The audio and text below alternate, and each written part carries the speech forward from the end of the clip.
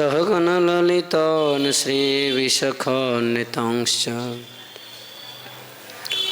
तमादिदेवं करुणानिधानं तमालवर्णं सुहितावतारम् अपार संसार समुद्र सेतुं भजामहे भागवतस्वरूपं जं प्रव्रजन्तमनुपेतमपेतकृत्यं द्वैपायन विरह कातरया जुहाव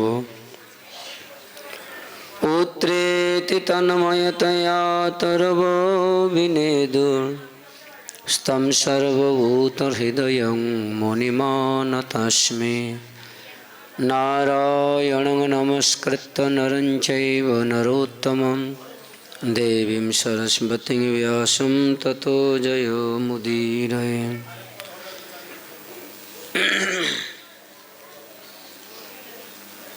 जय जय श्री चैतन्य जय नित्यानंद जय अद्वैत चंद्र जय गौरभक्तवृंद। ओं नमो भगवते गौरचंद्राय। श्री श्री राधा रस सुधा निधि।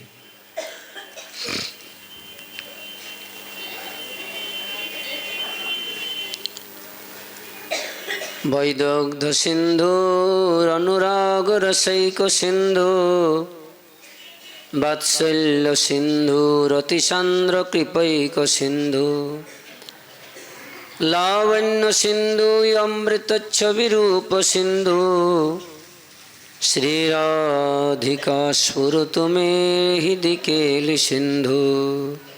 प्रभुज्य चरण सर्ववेदाराध्य श्री श्री गौर हरिर आशीर्वादे आमरा राधारस सुधानिधि ग्रंथे आचार्य चरण जे संवाद दिएছেন 18 नम्बर श्लोके आमरा लावण्य रस सिंधु अमृत छवि रूप सिंधु एवं केली सिंधु से श्रीमती ठाकुरानी आमार कवि चित्ते स्फुरित हबेन। এই শ্লোকের আধারে আচার্যগণ মাদৃশ্যজনকে আস্বাদন দিচ্ছেন। যেমন মহা মধুরত্ব এই যে ইক্ষুরস সমুদ্র, এই সমুদ্রের সহিত রাধারানীর রূপ মাধুর্যের দৃষ্টান্ত দিয়ে আর বর্ণনা করেছেন অমৃত ছবি রূপ সিন্ধু। আবার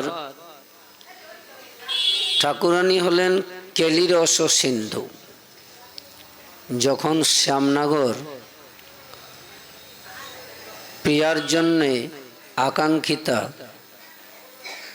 প্রিয়তম সহ বিহার করবে বনে, সেই সময় তাদের যে পরস্পরের ভাব হয় এই ভাবটিকে বলা হয় কেলি। কেলি মানে লীলা অথবা পরস্পর মধুর দিব্য আস্বাদন। তার যে সিন্ধু মানে লীলা বিলাসের যে মূল রূপ সেটিকে বলা হয় কেলি। তার তিনি হচ্ছেন সিন্ধু।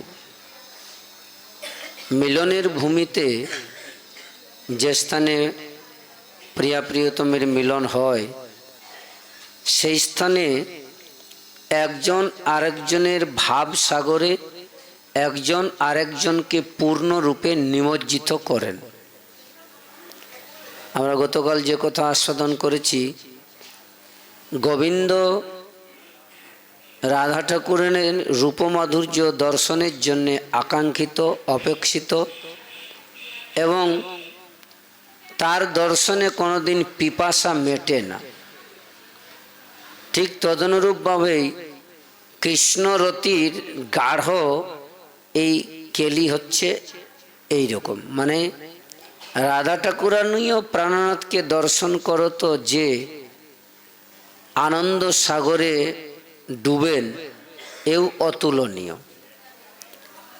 তাই পরস্পর পরস্পরের তরঙ্গকে, বিশেষত দুটি তরঙ্গের মধ্যে শ্রী শ্যামসুন্দর রাধারানীর তরঙ্গে অধিক পরিমাণে নিমজ্জিত হন। এই সমস্ত কথা শাস্ত্রান্তরে আচার্যগণ বর্ণনা করেছেন। আমরা যখন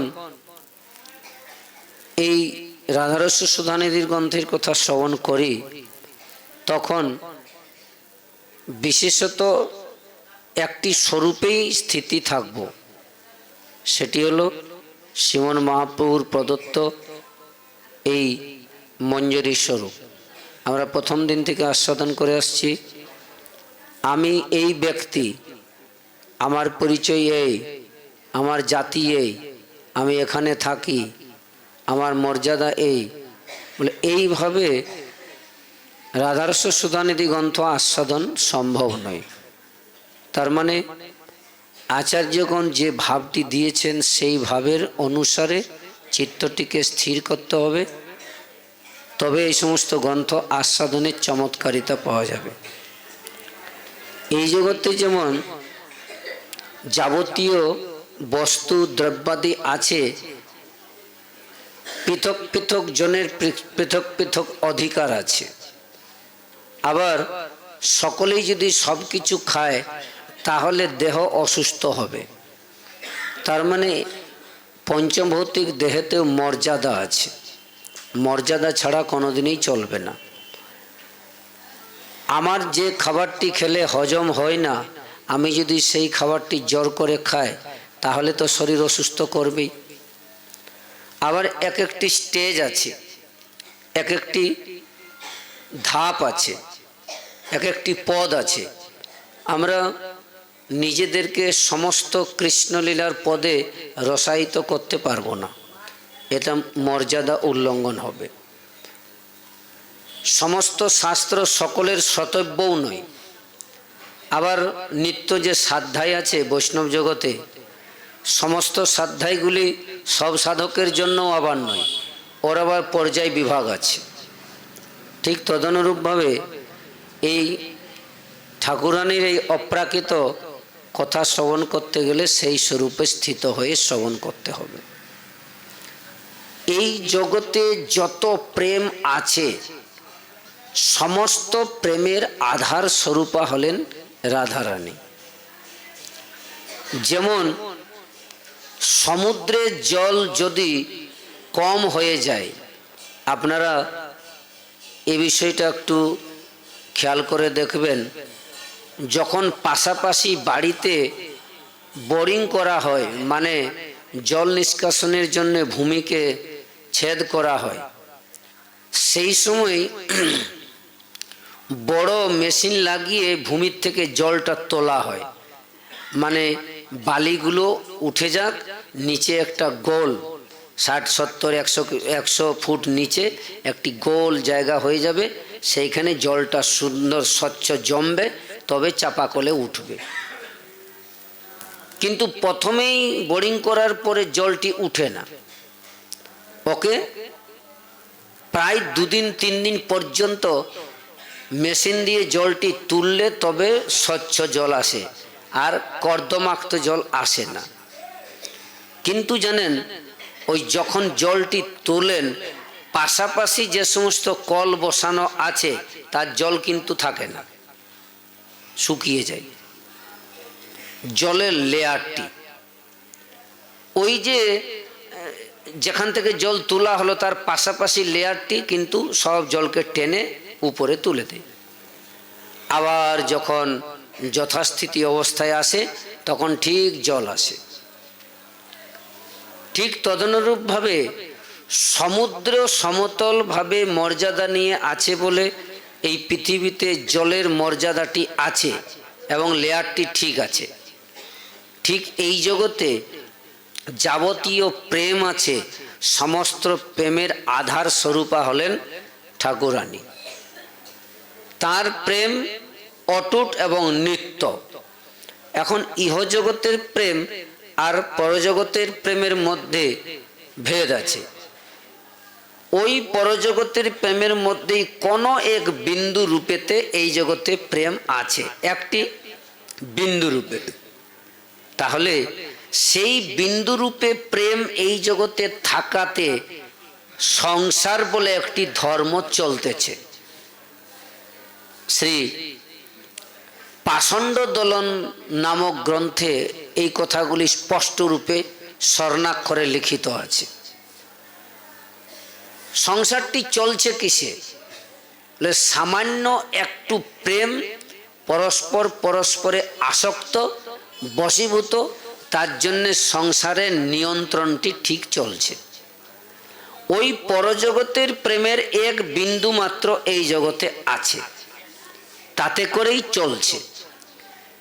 কিন্তু বাস্তবিক এই জগতে প্রেমটি যে নিত্য থাকে না, ওটি ধীরে ধীরে ক্রমাগতভাবে আর পর্যায়ভাবে গমন করে আবার নষ্ট হয়ে যায়। জননী তার পুত্রের প্রেমে বশীভূতা, এত প্রীতি পুত্রকে করেন, জননী পুত্র ছাড়া কিচ্ছুটি জানেন না, এবং পুত্রও তার জননীকে ছাড়া কিচ্ছু জানে না। পরজগতের একটু প্রীতি এই জগতে আছে, কিন্তু এই প্রীতিটি, জননী পুত্রের প্রীতিটি চিরকাল থাকে না। কত সময় থাকে?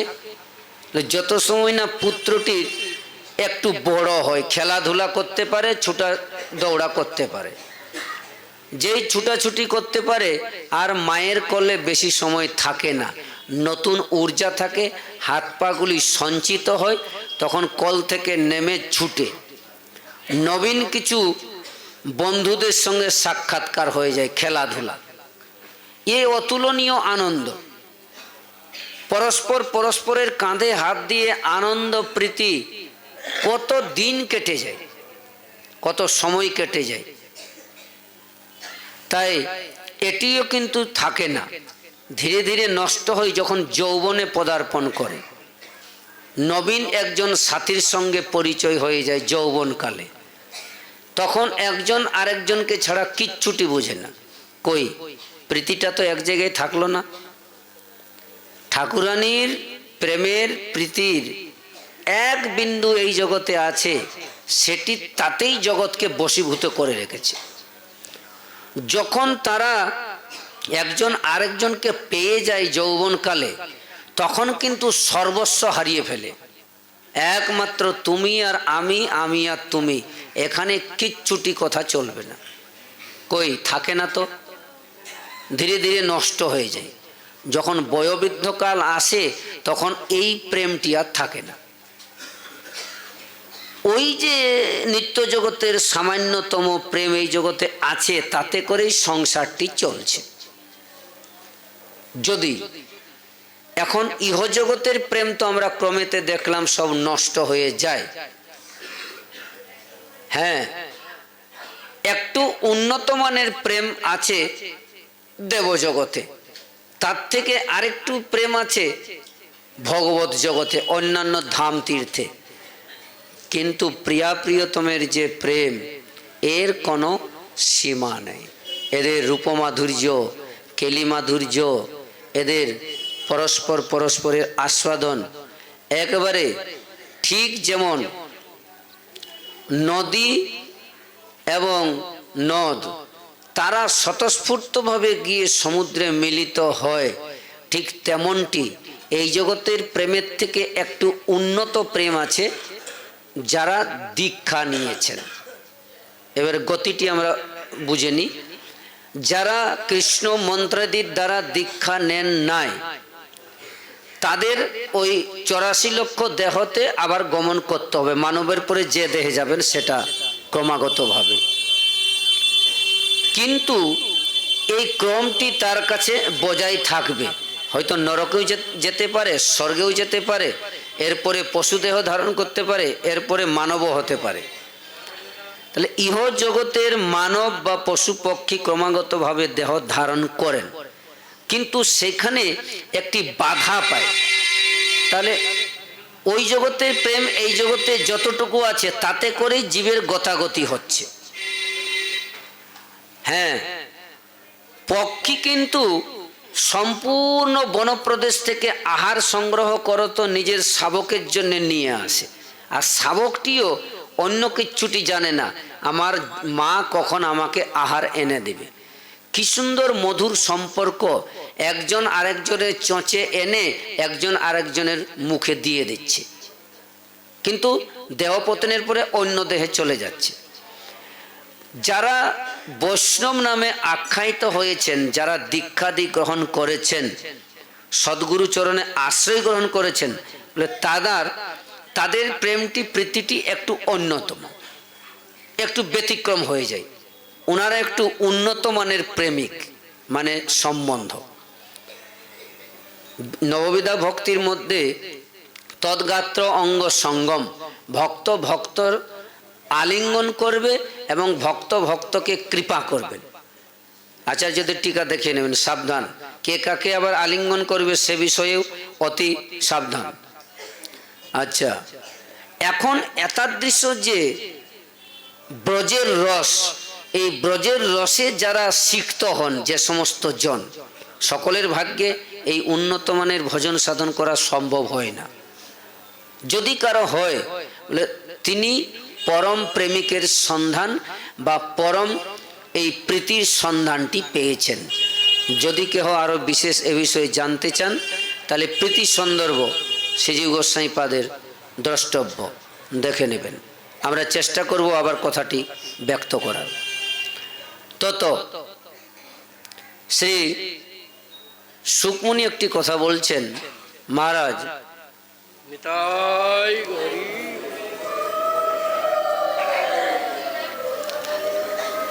শ্রীমদ্ ভাগবতের উপসংহারে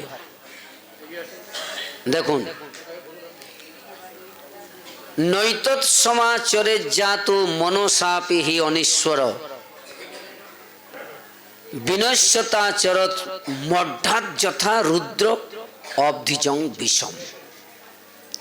হে মহারাজ পরীক্ষিত, চক্রবর্তী নরেশ, যাদের এই দেহাদিতে অধিক বুদ্ধি সংশ্লিষ্ট আছে তারা সংপিষ্ট হয়ে যায়। অর্থাৎ যাদের দেহাদিতে চিত্তটি অধিক আবিষ্ট আছে, বলে তারা সংপিষ্ট হয়ে যায়, তারা শেষ হয়ে যায়। কি দৃশ্য? পঞ্চভৌতিক দেহ, এই দেহটিকে আমরা কত কিছু দিতে পারি। দেখুন, আমি এটি সত্য কথা বলছি, অনেক পাঠকেরা আছেন, তারা কি করেন, ভাগবত মাহাত্ম্যের নিয়ম আছে যে বক্তা ক্ষৌর কার্য প্রকর্তব্যম, বক্তা অধিবাসের দিনেই ক্ষৌরাদি কর্ম করে নিবে, 7 দিন আর কোনো ক্ষৌর কর্ম করবে না সপ্তাহ যজ্ঞে, এটি নিয়ম আছে। ওনারা দয়া করে নিয়মটিকে নিজের মতো ভেঙে নিয়েছেন। বক্তা প্রকর্তব্যম ক্ষৌরাদি কার্যম, মানে প্রতিদিন পাঠে উঠার আগে তারপরে বসেন, নিজের মতো অর্থ করে নিয়েছেন। জয় নিতাই। এই দেখুন শাস্ত্র কেমন, এই জন্য নিগম কল্পতরর গলিতং ফলম, যার যেমন ইচ্ছা অর্থ করে নেন। কিন্তু যারা প্রতি সপ্তাহে বা সপ্তাহ 2-3 দিন মানে সুন্দর চিকনা দেখার জন্য থাকেন রেডি, নিয়ম সবাই কি করছেন, 1 মাস তেল নেই, সাবান নেই, বস্ত্র কাচা নেই। আগে প্রতিদিন সাবান দিতাম, জয় রাধে, ক্ষৌরকার্য নয়, গৃহে বেশি অধিক ধোয়া মোছা নেই। কেন? আমরা এখন একটি ব্রতে আছি। এই ব্রতটি কেমন? কৃষ্ণ সম্বন্ধীয় ব্রত। তার মানে এই ব্রতটি, আচ্ছা আবার মজা দেখুন, দেখবেন একাদশীর দিন যখন উত্থান একাদশী, সূর্যদেব দেখা গেল কি না, আর এই সঙ্গমের কাছে দেখতে পাবেন ভিড়, এই বাজারে কুণ্ডেশ্বর মহাদেবের কাছে সেলুনে, জয় নিতাই। হাসিও লাগে মঙ্গলার সময়, এখনো সূর্যদেব উঠেন নাই, মানে দ্বাদশী তিথিটা এখনো হয় নাই শুরু, ওর মধ্যে বাবা 1 মাস লাইন দেওয়া থাকে। এরাও ভালোই করে 50-এর জায়গায় 100 টাকা নিয়ে নেয়। জয় রাধে। দেহটিকে আমরা কিভাবে যত্ন করতে পারি, কতদিন করতে পারি? কই 1 মাস তো চলছে, চলছে তো 1 মাস, অন্যান্য দিনও চলে, এই মাসটাও চলবে। সুকমুনি বলছেন মহারাজ, যাদের দেহাদিতে অধিক বুদ্ধিটি নিবিষ্ট থাকে, বলে তাদের বুদ্ধিতে সজীব মনসাপি হি অনিশ্বর বিনশ্বত্তা, তাদের তার সর্বস্বই নাশ হয়ে যায়। ওই অন্যান্য জীবের মতোই কি ভেদ আছে? কোনো তো মানব আর পশু পক্ষীর মধ্যে তো ভেদ নেই। বলে ভেদ তো নেই বিশেষ, আহার, নিদ্রা, ভয় আর সন্তান জন্ম দেওয়া, এটি প্রত্যেক জীবের ধর্ম আছে 4টি। কিন্তু মানব হচ্ছে বিশেষ, অন্যান্য জীবের মতো নয়। অতএব অন্যান্য জীবের দেহের যত্নটি সীমিত, মানব দেহের যত্নটি অসীমিত। ওরা স্বেচ্ছাভাবে দেহটিকে অনেক যত্ন করেন। শ্রী শঙ্করাচার্য একটি কথা বলেছেন, মানব দেহে ন কপি মৃত্যু ন কার্য, মানব দেহের মৃত্যুর পরে সেই দেহে কোনো কাজ হয় না। হয়তো সমাধি দেই, তাছাড়া দাহ সংস্কার করে, নালে জল সমাধি দেই, আপনারা দেখে নেবেন। কিন্তু ইদানিং বিজ্ঞান কিছু উন্নতি করেছে, মানব মৃত্যুর পরে যদি কেউ দেহটি দান করতে চায় দিতে পারে, তার কোনো একটি অঙ্গের পার্টস কারো কাজে লাগবে, এই একটা সংবিধান আছে। কিন্তু অন্যান্য জীব মরার পরেও তার মৃত দেহটা কোনো না কোনো কাজে লাগে, মানব দেহ কোনো কাজে লাগে না। অথচ জীবাত্মা দেহে থাকাকালীনে তার কত মূল্য দিয়েছেন, কত সম্মান করেছেন। মহারাজ পরীক্ষিত, মন বলে যে একটি আছে, মধ্যাৎ যথা রুদ্র অব্ধিজং বিষম নৈতৎ সমাচরে জাতু জীব, মানে জীব যদি ইচ্ছা করে তাহলে মনেতে কৃষ্ণকে স্মরণ করতে পারবে, পশু পক্ষী পারবে না। পশু পক্ষীর ভক্তিটি ব্যতিক্রমে, কিন্তু জীবের, মানবের ভক্তিটি অন্যই মুখে। তাহলে অন্যই মুখে আর ব্যতিরেক মুখে ভক্তি, অন্যান্য জীব দেহে আর মানব দেহে। অত মানব যদি ইচ্ছা করে মনেতে ভগবানের লীলা অনুস্মরণ করতে পারবে। অনু অব্ধিজং বিষম রুদ্র, যেমন ভগবান শ্রী রুদ্র ব্যতীত বিষ পান কারো পক্ষে সম্ভব নয়। এমনকি ভগবানও পর্যন্ত মহাদেবকে সম্মান দেওয়ার জন্য সমুদ্র মন্থনে প্রথম যে হলাহল বিষ প্রকট হয়েছে মহারাজ পরীক্ষিত, সেই বিষটি মহাদেব পান করেছেন। এই জন্য তাকে বলা হয় মৃত্যুঞ্জয়। মৃত্যুম জয়তি পরাজয়তে ইতি মৃত্যুঞ্জয়, মানে মৃত্যুকে পর্যন্ত যিনি পরাজয় করেছেন তাকে মৃত্যুঞ্জয় বলা হয়। একচ্ছত্রপতি মৃত্যুঞ্জয় নামে আখ্যায়িত কোনো দেবতা নেই, পরমপিতা ব্রহ্মারও মৃত্যুঞ্জয় শব্দটি নেই, ইনার আছে। কেন? তিনি বাস্তবিক মহাদেব মৃত্যুঞ্জয় হলেন কেন? আমরা এই অনুষ্টুপ ছন্দে সুকমুনির বাণীতে দুটো কথা শ্রবণ করছি, সাধক দেহ এবং অন্যান্য জীব দেহ। তাহলে অন্যান্য জীব দেহ আর মানবের দেহের মধ্যে কোনো ভেদ নেই, তবে মানবেশু ভক্ত, মানবের মধ্যে যারা ভক্ত দীক্ষাদি নিয়েছেন তারাকে আলাদা করা হলো। স্পষ্টভাবে আমরা বুঝে নেব সুকমুনির বাণী। অন্যান্য জীব দেহ আর মানব দেহের মধ্যে কোনো ভেদ নেই, কিন্তু যারা দীক্ষাদি গ্রহণ করেছেন তারা এর থেকে আলাদা হয়ে গেলেন। যেমন মহাদেব বিষ পান করতে সমর্থ অন্য কারো পক্ষে সম্ভব নয়। কেন? মহাদেব কেবলমাত্র ভগবান শ্রী হরির রূপগুণ লীলা চিন্তন করেছেন, অনুস্মরণ ন অনুকরণ। দেবাদিদেব মহাদেব কোনোদিন কৃষ্ণলীলার অনুকরণ করেন নাই। বৈষ্ণবানাম যথা শম্ভু, আমরা একটি জাতি বিশেষ। আমরা কোন জাতির বলে? এখন মিশ্রা, বিশ্বাস, সাহা বলে ওইসব জাতি নয়। এখন আমরা একমাত্র কৃষ্ণ দাস। দাস অহম তব কেশবস্য। তবে সমাজে চলবেন তখন যেমন ভাবে চলবেন, কোনো ব্যাপার না, কিন্তু মনের ভাব থাকবে বর্তমানে আমি হচ্ছি কৃষ্ণ দাস। এই দেবাদিদেব মহাদেব দাস অহম তব কেশবস্য, আমি তোমার দাস। বৈষ্ণবানাম যথাশম্ভু, তাহলে আমরা মহাদেবের জাতিতে পড়ি, আমরা বৈষ্ণব।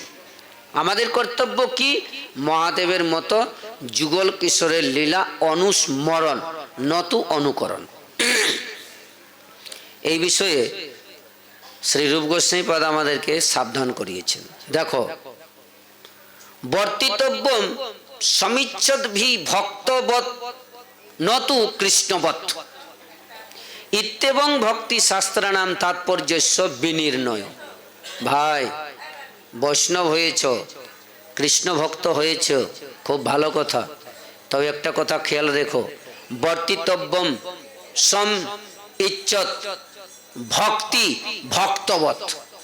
তোমরা ভক্তি করছো, ভক্তি যেহেতু করছো তাহলে ভক্তের মতো আচরণ করবে। যারা ভক্তি করে তারা যেন ভক্তির মতো আচরণ করে, অন্যথা আচরণ যেন না করে। বলে কেমন? ভক্তের মতো আমরা আচরণ নিশ্চয়ই করি। কাউকে অপশব্দ বলি না, তিরস্কার করি না, অপমান করি না। প্রাতঃকালে ঘুম থেকে উঠি, ভগবত সেবা পূজা করি, মন্ত্রাদি চিন্তন করি, সব কিছু করি। কৃষ্ণলীলা অনুস্মরণ করি, শ্রবণ কীর্তনাদি করি, নববিদ্যা ভক্তির যে যেমন পারে আচরণ করে। এই তো আনন্দের কথা। কিন্তু শুনো, ভক্তের মতো আচরণ করবে কিরকম? কৃষ্ণবৎ নতু, শ্রীকৃষ্ণের মতো আচরণ করবে না। ভাগবতে দশম স্কন্ধে উত্তরার্ধে বর্ণনা আছে, ভগবান ভক্ত ভক্তিমান। ভগবান আবার ভক্ত এবং উনি আবার ভক্তিমান। আরে ভগবান যদি ভক্তি না করেন আমরা ভক্তি কেন করব? তিনি যদি স্বয়ং আচরণ না করেন তাহলে আমরা কেন আচরণ করতে যাব? ওই জন্য তিনি নিজে আপনে আচরি ধর্ম জীবের শিখায়, আপনে না আচরিলে শিখানো না যায়। কবিরাজ গোস্বামী পাদের বাণীটি সমস্ত ভগবত অবতারেই স্বীকার করেছেন। এই জন্য ভগবান ভক্ত এবং ভক্তিমান। আমরা ওই ভগবান ভক্ত ভক্তিমান এইটুকু মানব, তার বাইরে মানব না। অতএব নতু কৃষ্ণবৎ। শ্রী আচার্য চরণ বলছেন, যারা মঙ্গল আকাঙ্ক্ষী, পরম মঙ্গল চান, যুগল কিশোরের সেবা চান, তারা জীবের মতো বা ভক্তের মতো সদা আচরণ করবে। গোপীদের সঙ্গে শ্রীকৃষ্ণের যে বিহার, এইভাবে কোনোদিন আচরণ করবে না। এর মূলে হলো শ্রী গুরু কৃপা সাপেক্ষ। আমরা এই শ্লোকটি সুন্দর করে শ্রবণ করে নেব। গুরুর ব্রহ্মা গুরুর বিষ্ণু গুরুদেব মহেশ্বর গুরু সাক্ষাৎ পরব্রহ্ম তস্মৈ শ্রী গুরবে নমঃ। প্রায় বৈষ্ণবদের এটি মুখস্থ আছে। এখন আমরা শাস্ত্রের আধারে আর শ্রী শ্রী নন্দলাল বাবা মহারাজের চর্বিত চর্মন রূপে এই শ্লোকের আস্বাদনটি আমরা করব সংক্ষেপে। তাহলে আমরা এই যুগল কিশোরের যে রহলীলা শ্রী গুরুদেবের কৃপাতে কিভাবে পাবো এবং কত পরিমাণে পাবো। রূপ গোস্বামী পাদ, সুকমুনি এখন এই পুরাণের শ্লোকটি। বাস্তবিক গুরুদেব হচ্ছেন ব্রহ্মা, তাহলে সৃষ্টিকর্তা, সাত্ত্বিক রাজসিক তামসিক তিন দেবতা। স্বয়ং ভগবানই তিন গুণেতে গরিমান্বিত হয়ে একজন সৃষ্টি, একজন পালন আর একজন লয়ের কাজটি করেন। এক অহম নানাস্তি কিঞ্চন, এক অহম অদ্বিতীয়ম। এই যে উপনিষদের বাণী, ভগবান এক, তার থেকে আর কেহ নেই। নেহ নানাস্তি কিঞ্চন, কিচ্ছুটি নেই ভগবান ছাড়া। কিন্তু তারপরেও তিনি এই সংসারটিকে চালাবার জন্য তিনটি দেহ ধারণ করেছেন। ব্রহ্মা কি করেন? সৃষ্টি কাজ করেন। পরমপিতা ব্রহ্মা তিনি যে সৃষ্টি কাজটি করেন, কার আদেশে করেন? নিজেই ব্রহ্মারূপে প্রকট হয়েছেন। ব্রহ্মা আবার দুই প্রকারের। শ্রীমদ্ ভাগবতে দশম স্কন্ধে 13 অধ্যায়ে শ্রী বিশ্বনাথ চক্রবর্তীপাদ ব্রহ্মার ভেদ করেছেন। শ্রী কৃষ্ণদাস কবিরাজ গোস্বামীপাদ চৈতন্য চরিতামৃতে জীবকোটি ব্রহ্মা এবং ঈশ্বরকোটি ব্রহ্মার ভেদ করেছেন। যখন যখন জীবকোটি ব্রহ্মা না হয়, সেই সেই সময় ঈশ্বরই ব্রহ্মারূপে সৃষ্টির কাজটি করেন। যথা সৃজামি তৎ নিযুক্ত অহম, ভগবান বলছেন আমি সৃষ্টি করার জন্য ব্রহ্মারূপে প্রকট হয়েছি। যথা শ্রী দেবাদিদেব মহাদেব একটি কথা বলছেন, দেখো, সধর্মনিষ্ঠ শত জন্ম বিপুমান বৃঞ্চিতামেতি, কেহ যদি শত জন্ম নিজের কাজ করে, নিজের বলতে স্বধর্ম আচরণ করে জীব, স্বধর্মনিষ্ঠ, জয় রাধে, এই শব্দটি ভালো করে বুঝবো। স্বধর্মনিষ্ঠ মানে যিনি যে কুলে জন্ম নিয়েছেন সেই কুলের ধর্ম যদি তিনি করেন, কত জন্ম? 100 জন্ম পর্যন্ত। যারা কুমোর ঘরে জন্ম নিয়েছেন তারা মাটির কাজ করবে, যারা সুবর্ণের ঘরে, সূত্রধরের ঘরে যে যেমন রক্তে জন্ম নিয়েছেন, সে সেই কাজটি যদি 100 জন্ম করে তাহলে কি হবে? বিরিঞ্চিতাম এতি, তখন সে বিরিঞ্চি হয়। আচ্ছা, সে তো ভালোই কথা। নিজের জাতির ধর্ম করলে বিরিঞ্চি, মানে ব্রহ্মা সৃষ্টির কাজটি ভগবান তাকে দেন। এই দেখুন, একটি গ্রন্থ আছে জৈব ধর্ম, আর শ্রীমদ্ ভাগবতে একাদশ স্কন্ধে জীবের ধর্ম যখন ভগবান উদ্ধবকে বলেছেন, তখন এই কথাগুলি এবার স্পষ্ট রূপে বর্ণিত আছে। কপিলদেব মা দেবহূতিকে বলেছেন, আসলে স্বধর্ম শব্দের অর্থ নিজের জাতির ধর্ম নয়। স্ব মানে জীবের নিজ ধর্ম, আর জীবের নিজের ধর্ম কি? জীব নিত্য কৃষ্ণ দাস।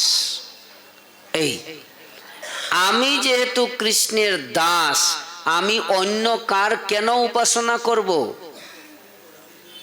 আরে কোন সেবক নিজের সেব্যেরই উপাসনা করে, নিজের সেব্যের গুণগান করে, অন্য কারো গুণগান করবে না, তাহলে স্বামী আর দাসের ভাবটা তো থাকবে না। আমার স্বামী যিনি আমাকে পালন পোষণ করছেন, যিনি সৃষ্টি করেছেন, যিনি আশ্রয় দিয়েছেন, তাকে ছেড়ে আমি অন্য কারো যদি ভজনা করি কেমন হবে? তাহলে স্বধর্ম শব্দের অর্থেতে জীবের নিজ ধর্ম হলো কৃষ্ণ ভজন, জাতির ধর্ম নেই। হতে পারে অনুবাদে। তো এতাদৃশ যখন পরমপিতা ব্রহ্মার রূপটি পান, তখন ভগবান তাকে সৃষ্টির কাজটি প্রদান করেন। তাহলে ব্রহ্মাকে সৃষ্টি করেন পঞ্চভৌতিক দেহ। এই আমরা গুরুর ব্রহ্মা, গুরুদেব ব্রহ্মস্বরূপ, ব্রহ্মাস্বরূপ সৃষ্টিকর্তা। তিনি কি করে সৃষ্টি করেন? ব্রহ্মা তো পঞ্চভৌতিক দেহ নির্মাণ করেন, শ্রী গুরুদেব কি কি সৃষ্টি করেন? তদুত্তরে বলতেছেন, শ্রী গুরুদেব হচ্ছেন নিত্য সচ্চিদানন্দ ঘন বিগ্রহ শ্রীকৃষ্ণের স্বরূপ। আমরা ইতিপূর্বে শ্রবণ করে এসেছি। গুরুদেব কি সৃষ্টি করেন? তিনি ভক্ত রূপে নির্মাণ করেন। বলে কিরকম? যেমন পৃথিবী, আকাশ আদির থেকে আরম্ভ করো তো পঞ্চভৌতিককে একত্রিত করো তো ব্রহ্মা একটি দেহ নির্মাণ করেন, একে পঞ্চভৌতিক দেহ বলা হয়। ঠিক তেমনটি গুরুদেব কি করেন? এহ জগতে মানবের চিত্তটি চারিদিকে বিক্ষিপ্ত আছে, 84 লক্ষ দেহ ভ্রমণ করছে, সেইখান থেকে দেখুন জলও আছে, আকাশও আছে, ভূমিও আছে, হ্যাঁ অগ্নিও আছে, সব কিছুই আছে। সেইগুলিকে ব্রহ্মা এক জায়গায় করে দেহ নির্মাণ করছেন। আবার ওরা ওদের জায়গায় পড়ে আছে, ওদের থেকে অংশাংশ রূপেতে নিয়ে নিয়ে ব্রহ্মা দেহ সৃষ্টি করে দিচ্ছেন। তেমনটি 84 লক্ষ দেহ ভ্রমণকারী জীব, সেই জীবকে গুরুদেব কি করেন, ওই ব্রহ্মার মতো এক জায়গায় নিয়ে আসেন, নিয়ে এসে আর একটি রূপ দেন। কি রূপ দেন? কর্ণে মন্ত্র দেন।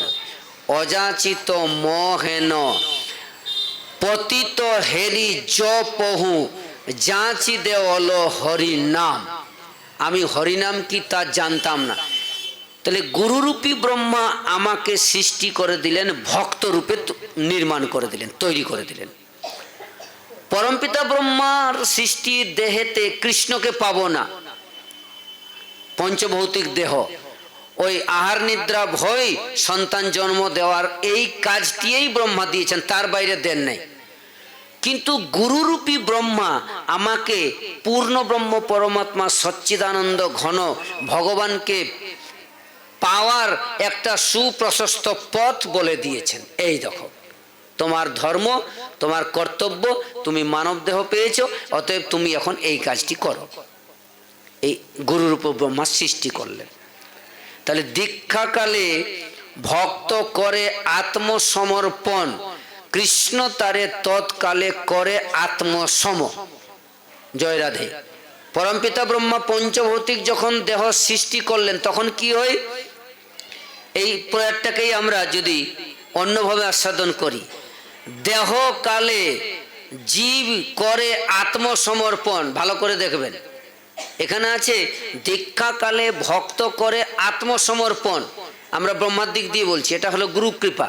এবারে ব্রহ্মার কৃপা, দেহ কালে জীব করে আত্মসমর্পণ। আচ্ছা, ব্রহ্মার গুরুদেবের কথা, কৃষ্ণ তারে করে তৎকালে আত্মসম, এটা নাই, মায়া তারে করে তৎকালে আত্মসম। মায়া তারে করে তৎকালে আত্মসম। ব্রহ্মার সৃষ্টিতে তখন মায়া তাকে আত্মসম করে, পঞ্চভৌতিক দেহটিকে। কিন্তু গুরুদেবের দ্বারা প্রদত্ত মন্ত্রে কৃষ্ণ তারে করে আত্মসম। আত্মসম মানে নিজে করে নেয়। ব্রহ্মার সৃষ্টি জীবটিকে মায়া নিজের করে নেই। আর মায়া যতটা না ধরে, আমরা বলি না প্রায়, আর এই যে আজকে একটু বৃষ্টি শুরু হলো, ঠান্ডাটা বাড়বে, জয় রাধে, এখন হালকা একটু গায়ে দিতে হচ্ছে। যেই নিয়ম সেবাটা শেষ হবে না, তারপরে দেখবেন দুটো কম্বলে মানে কিনা এবারে একটু ঠান্ডাটা বেশি পড়বে। আগের থেকে কিনে রাখবেন, কম দামে পাবেন। ঠান্ডা বাড়লে কিন্তু দাম বাড়বে কম্বলের। জয় রাধে।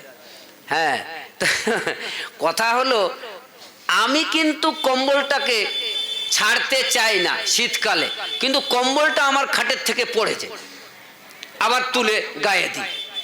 তো মায়া আমাকে মাঝে মাঝে ঠেলে কৃষ্ণের দিকে পাঠিয়ে দেয়, কিন্তু আমি এমন মায়ার কথাও শুনি না।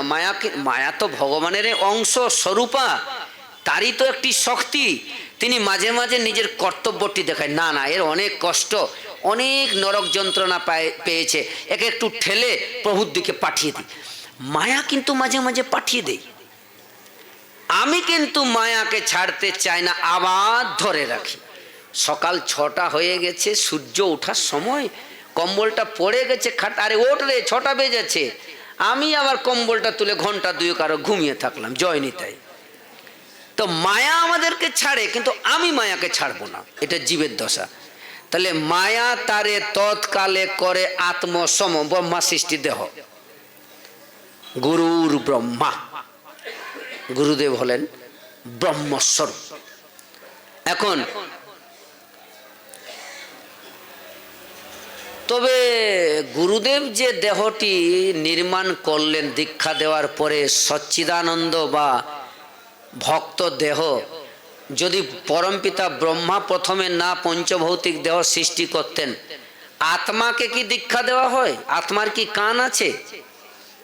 দক্ষিণ কর্ণে গুরুদেব বিধিমতো যে মন্ত্রাদি হরিনাম আদি প্রদান করেন, এটা কি আত্মাকে দেয়? আত্মার কি কান আছে? দেহকে কিন্তু দেয় না। আর দেহ ছাড়া আত্মাও কিছু করতে পারবে না, আর আত্মা ছাড়া দেহও কিছু করতে পারবে না। তার মানে একজনের কাজ আর একজনের কাজের মধ্যে মিল আছে। গুরুর ব্রহ্মা তারও কর্তব্য আছে, আর সৃষ্টিকর্তা ব্রহ্মারও কর্তব্য আছে। পঞ্চভৌতিক দেহ না হলে জয় রাধে আত্মা করতাল বাজিয়ে কীর্তন করুক দেখি, আত্মার হাত নেই, উনি অচ্ছেদ্যম অক্লেজ্যম অদাহ্যম নিত্য শাশ্বত। হ্যাঁ, ওই ব্রহ্মার দেহ হাতে করতাল বাজিয়ে হরে কৃষ্ণ কৃষ্ণ কৃষ্ণ হরে হরে, হরে রাম রাম রাম হরে হরে, তখন আত্মার কাজ হবে। তার মানে দুটিরই দরকার আছে। তাই বলছেন ব্রহ্মা যে দেহটি দিয়েছেন সেটি কর্মের আধারে দিয়ে থাকেন। জয় রাধে। গুরুর ব্রহ্মা, সৃষ্টিকর্তা ব্রহ্মা যেমনটি কর্ম জীব করেছে সেই দেহটি দিবে। যাদের অনেক পুণ্য আছে একটু উন্নত গৃহে জন্ম দেবে, যাদের পুণ্য কম আছে সেই রকম গৃহে জন্ম দেবে, যারা পাপী তাদেরকে পশু দেহ দিয়ে দেবে। তার মানে ব্রহ্মা ভেদভাব করেন। আরে সৃষ্টিকর্তা তুমি ভেদভাব করছো কেন? বলে আমার দোষ নাই, ভগবান বলে দিয়েছেন কর্মের অনুসারে তুই দেহ দিবি রে ব্রহ্মা। আমার পিতা ভগবান শ্রী নারায়ণের আদেশ, শ্রীকৃষ্ণের আদেশ আমি জানি না, আমি তার আদেশ উল্লঙ্ঘন করতে পারবো না। কিন্তু শ্রী গুরুদেব কেমন? গুরুরূপী ব্রহ্মা, উনি কোনো ভেদ করেন না। কে নারকী, কে পুণ্যবান, কে ধনবান, কে জাতি, কার অধিক পুণ্য আছে, কার স্বল্প পুণ্য আছে, কে পাপী, কিচ্ছুটি বিচার করেন নাই। তিনি সকলকে সমান রূপে কর্ণে মন্ত্র প্রদান করেন। এই বিষয়টি আরেকটু জটিল। আউল বাউল আদি সম্প্রদায়ের কথা কিছু কিছু শ্লোকে পুষ্ট হয়ে যায়। ওই কথাগুলি আমরা একটু আগেই বললাম, ভাগবত মাহাত্ম্যের যে ক্ষৌরী কাজের নিয়মটি সেটি নিজের মতো পণ্ডিতরা দয়া করে ব্যাখ্যা করে নেন। আমি ওই শব্দটাই বেশি ব্যবহার করি, দয়া করে ওনারা নিজের মতো করে নেন। তেমনটি এই বাউল সম্প্রদায়রা কিছু আছেন যারা উদ্ভট সম্প্রদায়, তারা কিছু শাস্ত্রের শ্লোককে নিজের মতো ব্যাখ্যা করে নেন। এই দেখুন, পিতা আর গুরুদেব দুজনের মধ্যে কোনো ভেদ নেই। আমরা গুরুর ব্রহ্মার কথা শ্রবণ করছি। এই ব্রহ্মার মধ্যে আবার পিতা একজন সৃষ্টিকর্তা আর একজন হচ্ছেন গুরুদেব, দুইজনের দুটো দেহ দিচ্ছেন। পিতা একটি দেহ তার স্ত্রীর গর্ভের থেকে ঔরস থেকে জন্ম দিলেন, পুত্র রূপে আমি পরিচিত হলাম, পঞ্চভৌতিক দেহ। আচ্ছা, আমার মাতা পিতার পরিচয় আমি পেলাম, জীব দেহ। কিন্তু আবার এই দেহটি যখন গুরুদেবের কাছে দেওয়া হয় তখন গুরুদেবও একটি নতুন দেহ নির্মাণ করে, একবারে কোনো অংশে ভেদ নেই। এই জন্য আপনারা মাঝে মাঝে গুরুদেবকে বাবা বলেন। একজনে প্রশ্ন করেছেন, মহারাজজি আমরা গুরুদেবকে বাবা বলবো কেন? আমার তো বাবা অলরেডি একজন আছেন পিতৃদেব, তাহলে গুরুদেবকে বাবা বলবো কেন? কিছু শাস্ত্রের কথা ভেদ আছে, ওগুলো একটু আচার্যদের কলমে বুঝে রাখতে হয়, তাহলে ভ্রমে পড়া যায় না। আমরা প্রায় গুরুদেবকে বাবা বলি, কিন্তু পিতৃদেব ঔরস দ্বারা জন্ম দিয়েছেন ওই পিতা, আর গুরুদেব রূপী পিতা শব্দটি এক বাবা বাংলা ভাষায়, কিন্তু এক নয়, এক নয়। পিতার দ্বারা দেহটি যে জন্ম হয়েছে এতে করে আমি কৃষ্ণকে পাবো না, কিন্তু গুরুদেবের দ্বারা প্রদত্ত যে একটি দেহ নির্মাণ হয়েছে তার দ্বারা আমি কৃষ্ণকে পাবো। তার মানে আপনারা যতজন এখানে আছেন দীক্ষা নিয়েছেন সকলেই কিন্তু দ্বিজ, মানে দ্বিতীয় জন্ম হয়েছে। পঞ্চভৌতিক দেহের জন্ম দিয়েছেন পিতৃদেব, আর দীক্ষা মন্ত্রের দ্বারা দ্বিতীয় দেহ দিয়েছেন শ্রী গুরুদেব। এ বিষয়ে শ্রী দেবাদিদেব মহাদেব তিনি বিদ্যাধরকে এই কথাটি বলেছেন। তিনি বিদ্যাধর নামক একজন গন্ধর্ব শ্রী মহাদেবকে জিজ্ঞাসা করেছেন যে আমরা শ্রী গুরুদেবকে পিতৃবৎ বা পিতৃর থেকে অধিক সম্মান দিই কেন, তার কারণটি কি? মহাদেব তখন স্পষ্ট ভাষায় আমাদেরকে বলেছেন, জিহ্বা লিঙ্গাত মন্ত্র শুক্রম কর্ণ জনৌ নিষিচ্যতে জাত পুত্র মন্ত্র পুত্র পিতরং পূজয়েত গুরু। আমরা যেমন বাল্যকালে পিতাকে পূজা করে থাকি, পিতার আজ্ঞা বহন করে থাকি, তিনি যেমন হাতে ধরে আমাকে শিক্ষা দেন, হাতে ধরে সমাজের সঙ্গে পরিচয় করিয়ে দেন, তার যেমন পিতার সম্পূর্ণ সম্পত্তির পরবর্তীকালে অধিকারী হয় পুত্র, পিতার জাতি, পিতার ধর্ম, পিতার সম্পত্তি, পিতার পরিচয় সবকিছুর যেমন অধিকার পুত্র হয়, পিতার রক্ত যেমন পুত্রের অঙ্গে বইতে থাকে, ঠিক তেমনটি গুরুদেব যাকে মন্ত্র দেন, গুরুদেবের সর্বস্ব অধিকার তখন সেই শিষ্যের হয়। কিরকম হয়? গুরুদেব পারব্রহ্মের নিষ্ণাত, শব্দব্রহ্মের নিষ্ণাত, গুরুদেব কৃষ্ণ ভক্তৈক প্রাণা, গুরুদেব হচ্ছেন নিত্য সচ্চিদানন্দ ঘন বিগ্রহের শ্রীকৃষ্ণের একটি খণ্ড স্বরূপ। অর্থাৎ সেই সময় শ্রী গুরুদেবের যাবতীয় অধিকারী, নিত্য নিকুঞ্জ লীলাতে গুরুদেব যখন বিচরণ করেন, সেই বিচরণটি শ্রী গুরুদেব মঞ্জরীদের মধ্যে একটি স্বরূপে স্থিতা আছেন। আমরা পিতার সঙ্গে গুরুদেবের তুলনা করছি। ঠিক শিষ্য তখন ওই জগতে পরিচিত হবেন, গুরুদেব পরিচয় করাবেন। যেমন কোথাও নতুন জায়গাতে গেলে পিতার সঙ্গে পুত্র গেলে পিতা পরিচয় করিয়ে দেন, এটি আমার বড় পুত্র, আমার খুব স্নেহের, আমার কথা সব বুঝে, যেমন কারোর সঙ্গে পরিচয় করিয়ে দেন সমাজের সঙ্গে, ঠিক তেমনটি গুরুদেব আমাদেরকে ওই স্বরূপ দেওয়ার পরে নিত্য নিকুঞ্জে নিয়ে যান আর ওখানে পরিচয় করিয়ে দেন। একই। তাহলে গুরুদেবের জিহ্বাটি হলো লিঙ্গ স্বরূপ। পিতৃদেব যে ঔরস থেকে জন্ম দেন সেই স্বরূপটার সাথে গুরুদেবের জিহ্বা হলো লিঙ্গ স্বরূপ, আর মন্ত্রটি হলো কর্ণ জনি স্বরূপ, কানটি হলো মাতৃজনু স্বরূপ।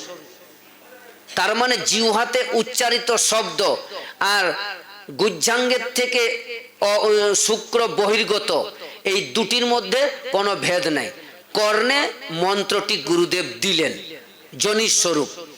এইবারে সেই মন্ত্রপুত্রের জন্ম তখন নতুন করে হলো, একবারে পিতৃবৎ এবং শ্রী গুরুদেব দুইজনের, একজন ভগবানের সঙ্গে যোগ করিয়ে দিলেন, একজন এই সমাজের সঙ্গে যোগ করে দিলেন। অন্য কারো কথা নাই, দেবাদিদেব মহাদেবের বচন। এখন মন্ত্রপুত্রের জন্ম যখন গুরুদেব দিলেন তখন সে নিত্য বৈষ্ণব, মানে দেবাদিদেব বলছেন তখন আমার দলে ভুক্ত হলো। বৈষ্ণবানাম যথা শম্ভু, শাস্য দেবতা যিনি বিষ্ণুর উপাসনা করেন তাকে বৈষ্ণব বলা হয়। আমার গণে তখন সম্মিলিত হয়ে যায়। জয় রাধে। কেহ যদি মহাদেবের বা বৈষ্ণবের গণে সম্মিলিত হতে চান, শিবের গণে যদি সম্মিলিত হতে চান, তাহলে বিনা দীক্ষা মন্ত্রে তার গণে সম্মিলিত হতে পারবেন না। যদি মহাদেবের গণের মধ্যে গণা, অনেকে শিব পূজা করে, কুমারীরা বিবাহিতারা সকলে নিজ নিজ কামনা বাসনা নিয়ে মহাদেবের আরাধনা করেন, পুজো করেন, কিন্তু তাদের পুজো মহাদেব গ্রহণ করেন। তবে আপনারা যদি মহাদেবকে কৃষ্ণ প্রসাদী দিয়ে অর্চনা করেন না, আপনাদের কথাটি তাড়াতাড়ি শুনবে, কারণ আপনারা হচ্ছেন মহাদেবের দলে ভুক্ত, আপনারা বৈষ্ণব। আর এই জগতে প্রসিদ্ধ আছে, নিজের দলের কথা নিজে শুনবো, পরের কথা কম শুনবো।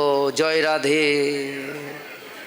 হ্যাঁ, ওই যে 25,000 টাকা কন্যাশ্রী, যদি জানতে পারে এরা বিজেপি বা সিপিএম, জয় রাধে, টাকাটি আর মেয়ের খাতায় ঢুকছে না, ওখানে ক্লিক করে দেয় কম্পিউটারে। যদি জানে এ হচ্ছে টিএমসি, তাহলে টুক করে টাকাটা ঢুকে যায়। নিতাই গৌর হরি। আমরা আগামীকাল আবার এই শ্লোক আস্বাদন করবো। নিতাই গৌর।